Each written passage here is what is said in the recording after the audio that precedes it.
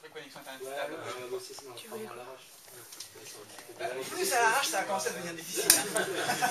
Non, mais ici, dans les locaux, c'est tout court, la connexion, elle est catastrophique. Oui, mais même là où on était. C'était catastrophique.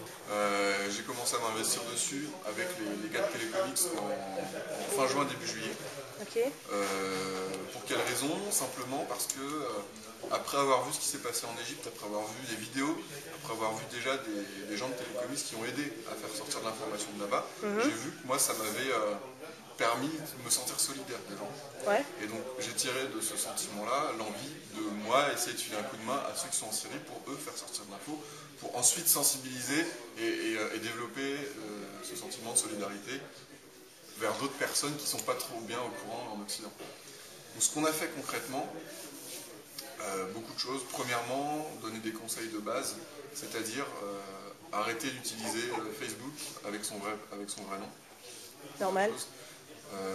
Parce que quand tu es sur Facebook et que tu utilises ton vrai nom et que tu postes un truc qui est contre le régime de Assad, tu te fais arrêter et tu te fais emprisonner, torturer, éventuellement tuer.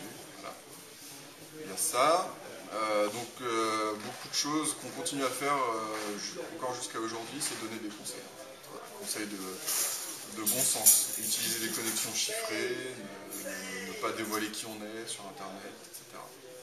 Ensuite, techniquement, on a mis en place, donc là ça a été vraiment technique, mettre en place des moyens, des infrastructures virtuelles qui permettent aux Syriens, depuis chez eux, d'accéder à Internet en passant outre la surveillance et la censure du gouvernement. Donc c'est un moyen de contournement de la censure et de la surveillance, quoi, tout simplement. Donc je ne rentre pas dans les détails techniques, voilà, je passe. Et une fois que ça s'est fait, donc on a permis à des Syriens de s'exprimer un petit peu plus, qu'ils étaient plus sûrs d'eux et capables de faire sortir des infos. On a mis en place tout un système avec plein de sites pour récolter les vidéos, pour publier des petites nouvelles qui viennent du terrain là-bas et qui n'apparaissent pas dans les journaux. Donc c'est des témoignages en fait de contacts qu'on a là-bas qui viennent nous raconter des choses et on les publie. Donc ça, des témoignages en plus, quoi, des trucs que sinon qui n'auraient pas voix sur Internet, ça permet de donner une voix à quelques personnes en plus. En anglais, en arabe, on essaie de faire des traductions.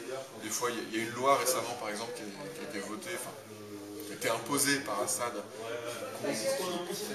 qui porte sur la surveillance d'Internet, sur des nouvelles peines de prison, de nouvelles amendes en fonction de certaines activités jugées illicites sur le net. On a fait sortir ça, l'arabe, en français aussi. J'ai essayé de publier des trucs pour que les gens en entendent parler. On a aussi un site qui regroupe tous les liens de presse classés par jour. Depuis le mois de septembre, il y a une centaine de liens quasiment par jour.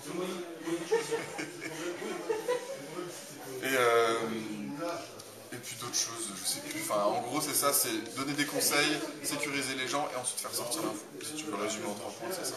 Et c'est un travail qui est permanent et on est dessus depuis le mois de juillet. Voilà. Et on passe des nuits blanches de temps en temps.